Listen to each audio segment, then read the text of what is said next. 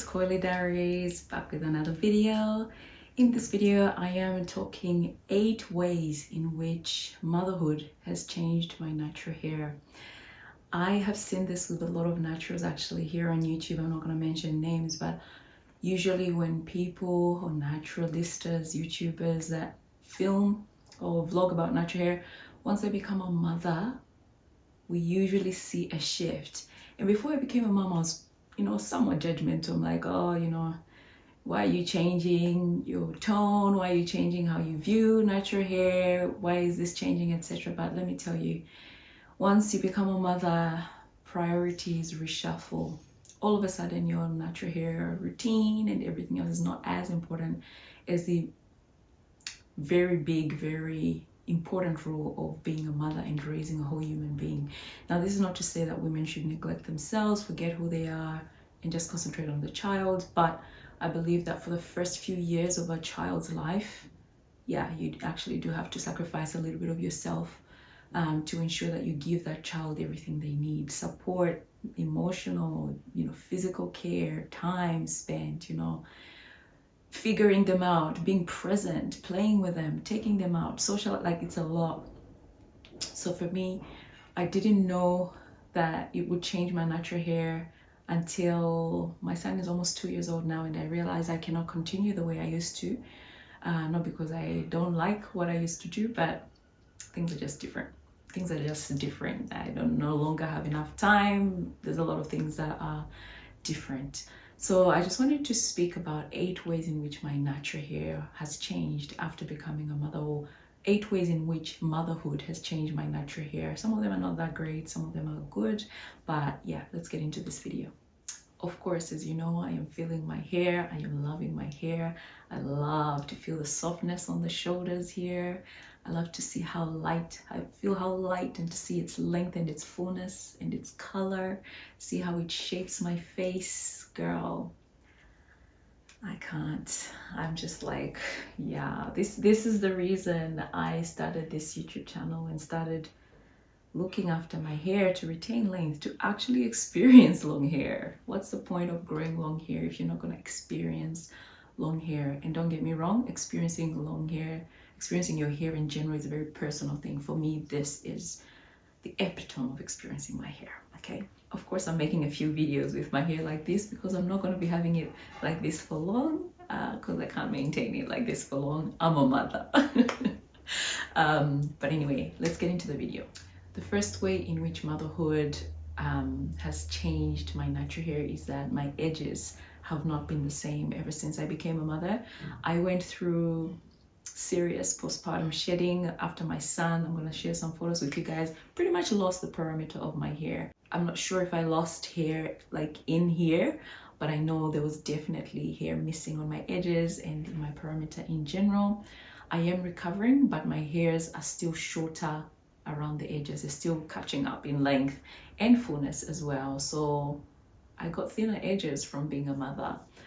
The other thing I just want to say is that motherhood, this is not really for me in general. Maybe, who knows? I mean, I never really had my hair like this before becoming a mother, so I don't know how it would have looked like before being a mother in this state. But with a lot of women, motherhood comes with thinning hair, like thinner hair, okay? So you lose the fullness of your hair, once again, due to postpartum.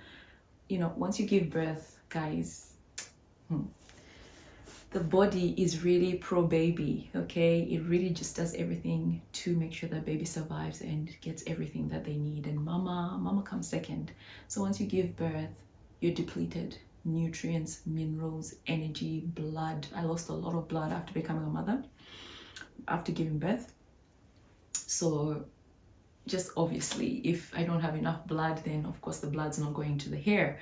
So in general, the quality of your hair might reduce. The thinning, your hair might look thinner, it might look shorter, you might endure breakage, weaker hair, that kind of thing. So in general, the quality of your hair might reduce.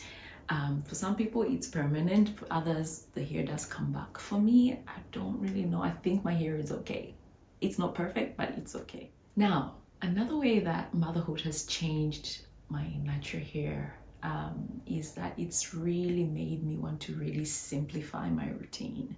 There has never been a time where I have just wanted really simple ways to look after my hair, the bare minimum, okay? The bare minimum. I cannot do DIYs. I cannot do 10-step wash days. Quick in the shower, 30 minutes, under an hour tops, and I'm out. Of course, you know, when I've got someone looking after him, and if my husband's gonna take him for a couple of hours, then I can definitely do more to pamper myself. But yeah, for the most part, I am the primary carer. So yeah, 30 minutes, 1 hour tops. So I crave simplicity because of course I'm tired. There's more unnegotiable duties and things that I need to do in my life now that I can't just put aside. It's a daily thing. I must cook, must look after him, must change his diaper, must put him to bed, must do his laundry, must play with him, must engage with him, must talk to him, must read with him. So my energy goes to that, so much so when it comes to the hair, I ain't got none. So I crave simplicity because of that. Next one is clarity. So becoming a mother really gave me clarity as to, I guess, how I've been filming and the videos I've been making. A lot of the time my videos really are based on how I'm feeling, how I'm experiencing my hair, the reality of natural hair. But I feel like maybe that sometimes it's biased because it's just coming from that one perspective. A lot of YouTubers just record their journey, which is what I do as well. But I'm trying these days to be a little bit more considerate, more inclusive, rather than just having a really strong and direct point of view about something. I try to actually be more accommodative of people that might think different or people that might not be able to do what I'm doing at that particular stage in my natural hair journey. So it's giving me clarity to the fact that, yeah, maybe if it's taking too long to do your hair, or you're not enjoying your hair, or it's a little bit biased way, it's just length focused, maybe it's not the best routine. Maybe it needs a review because, you know, now I'm looking for more of balance, enjoy my hair, you know, still have healthy hair, still retain length while still somewhat protective styling, and, you know, being able to live my life and not spend too much time. So it's given me clarity to have a bit more balance and to really think clearly about, okay, how exactly do I want my routine to be? How do I want the care of my hair to be? So being a mother has made things a little bit clearer for me when it comes to my hair. Practicality. Kind of all ties in within each other, but practicality, like I am not gonna get all aloe outside, peel it, put it in the blender, use it up, and then, you know, cheesecloth. Like, when I used to do DIY videos, those videos take everything out of you. They're not the most enjoyable videos to make. It's a mess. There's a lot of planning, there's a lot of technicalities when it comes to filming on the bench, the lighting, my goodness. So I had to be practical with how I'm looking after my hair, how I'm doing YouTube, what content I'm making, the amount of time I can commit, the process of filming. You'll see that I batch film a lot of my videos because I can only, when I have a chance to film, I film as much as I can, because who knows when I'll have the time next. So you might actually see this video when I'm actually wearing a weave. That doesn't mean I'm not being honest. It just means that the video is pre-recorded, okay? So yeah, practicality. Freedom. When I first went natural, there's a bit of the notion that this is what you need to do in order to have long natural hair.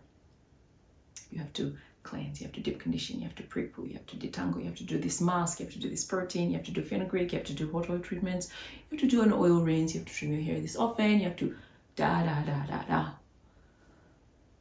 And it's great. If you can do that, if you have the energy, if you're young, if you're enthusiastic, go for it. But I think at this time, just a little bit more mature when I compare myself to the previous times.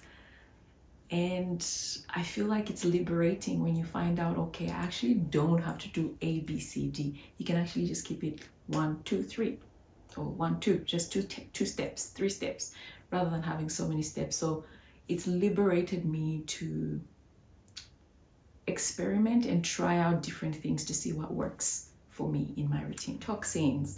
You guys have seen me make some videos about toxins, Kenaclone hair, you know, fragrance, you know, things that Black women, like how toxic products are marketed to Black women.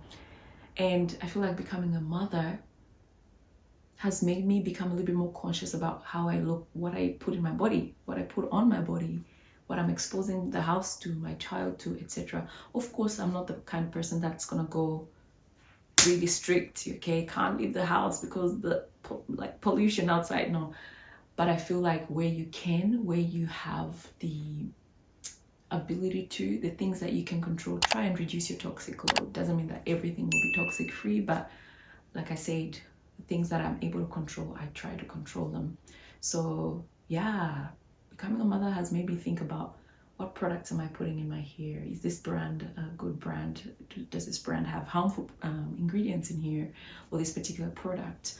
So I read ingredient lists. I make lists of products or brands that I want to try out, rather than just going by someone's review. For example, I read ingredients and make sure that, you know, for the most part, the ingredients in there are great, or at least I try to make sure that the products that may have some kind of questionable ingredients are like a rinse out products. That way I just put it on for a couple of seconds or minutes, and then it's out of my hair, rather than like a lotion where it's staying on my body for a day, you know, until I take it out. So yeah, that's another one. Finally, I want to set an example.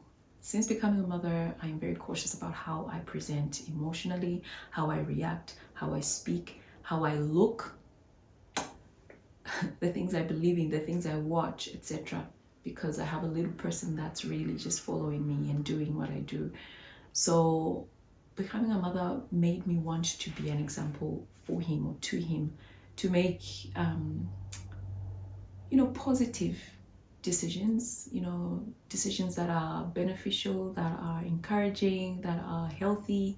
I want him to remember mommy to be, mom that looks good. And looking good, of course, like I said, is personal. Even in a headscarf, I'll still look good. In my opinion, in a wig, I still want to look good. With my real hair, I want to look good. But, I want him to have a memory of his mom looking her best. I watched a video where this woman was actually talking about, a lot of women, we shower in the morning, perfume, makeup, go to work. When you come home, everything's out, just letting yourself go. And, we're sort of putting an effort to what the world sees, and not really into what our own family sees or what our own family experiences. So I was like, that's an interesting thought. How about if we put more effort into how our own husbands, our own family members, our kids, how they see us, how they experience us? We should smell good for them and look good for them as well. Not really letting ourselves go because we are at home and the world's not watching.